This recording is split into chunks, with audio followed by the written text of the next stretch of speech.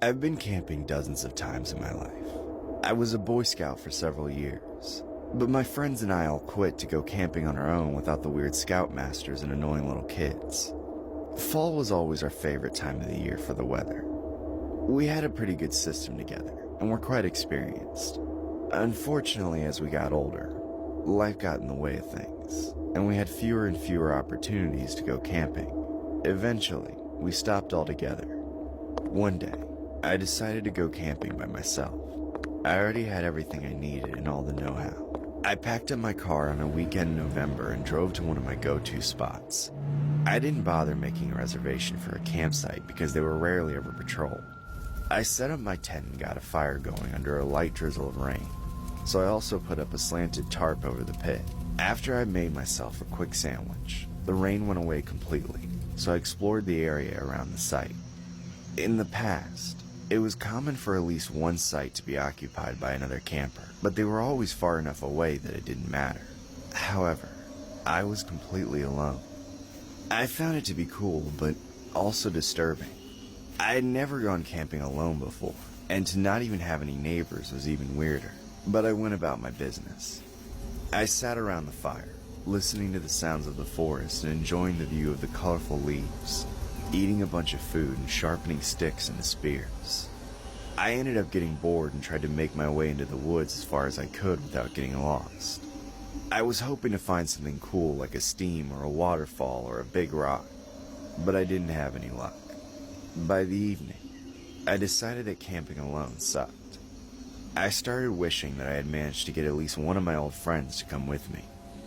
As darkness fell, all I could do was stare into the fire with nobody to talk to. It was more than just boring. It was eerie. Gradually, the sounds of the forest shifted from birds and bugs to just a lot more bugs, droning and clicking endlessly. The only sounds to break it up were the crackling of fire and the sound of my own breathing.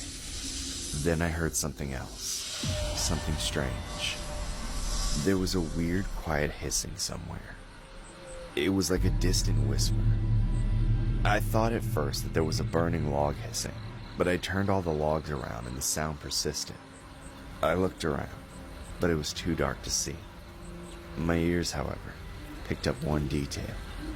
The sound wasn't coming from the fire. It was coming from directly behind me at an unknown distance. I immediately grabbed my flashlight and shined it in the direction of the sound. There was nothing. I expected to see an animal or even a person, but there was nothing. As I peered into the woods, the hissing grew louder, but there was no sound of footsteps of any kind approaching me. Suddenly, a piercing scream rang out above me. A chill spread through my entire body. I jumped to my feet and scattered light all around. It sounded like a woman had just been attacked nearby, but after a moment, I regained my composure. That scream was a sound I'd heard before. It wasn't a person. It was the uncanny human-like screech of a barred owl. It's a warning to other owls of a nearby predator. It's not a mating call. It means danger. I had no idea what the owl had warned me of, but after it screamed, the hissing stopped. I made sure my biggest knife was by my side and placed my chair on the opposite side of the fire so I could keep an eye on that direction. I was no longer relaxing in the woods. I was on edge, watching, waiting for trouble. I shouted several times and made sure the fire stayed big and bright. I continued to stay alert for nearly 2 hours until I got tired. By then, I was confident enough that whatever had scared me wouldn't be back, so I felt like it was okay to sleep. I crawled into my tent and got wrapped up in my sleeping bag, leaving the campfire smoldering. The moon rose above the trees and was shining directly overhead, casting shadows of branches and leaves on the canvas of my tent. I thought it was quite nice, but just then a cloud obscured the moon, snuffing them out.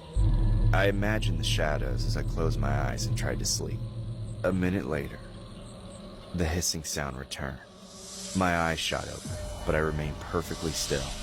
The sound was growing louder, and this time, it was accompanied by footsteps. They were extremely quiet.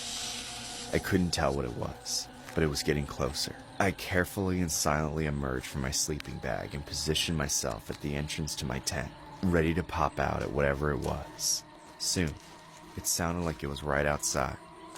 It stopped, and I could finally hear what the sound was. It was a whisper. It was forming words in some kind of language I couldn't understand. Then, the moon emerged from the cloud, casting the shadow of the creature on my tent. I saw the shoulders and head of a man. It didn't appear to have any hair, but there was what looked to be a mangled tree branch going through its head where its mouth would be. Fight or flight kicked in. I ripped open the zipper of my tent and jumped out. I screamed as loud as I could and shined the light at the creature. I raised my knife into the air, ready to strike. Yet, there was nothing there. I looked around. Nothing. I popped my head back into my tent. No shadow. A cold, sinking feeling of dread poured over me. Every hair on my body stood on end. My jaw tightened and I felt the urge to gag. I was on my own, but I wasn't alone. Without thinking for another second, I sprang into action, quickly gathering up all my belongings and tossing them into my car. Then I got in and drove away. I made it home safely, but still gripped by what I witnessed. I've told people about it before, but to this day, nobody has an explanation. And they all think I went crazy from isolation or just made it up. But I know it was real. I think it's the reason nobody camps there anymore. One thing's for sure, I will never go camping by myself again.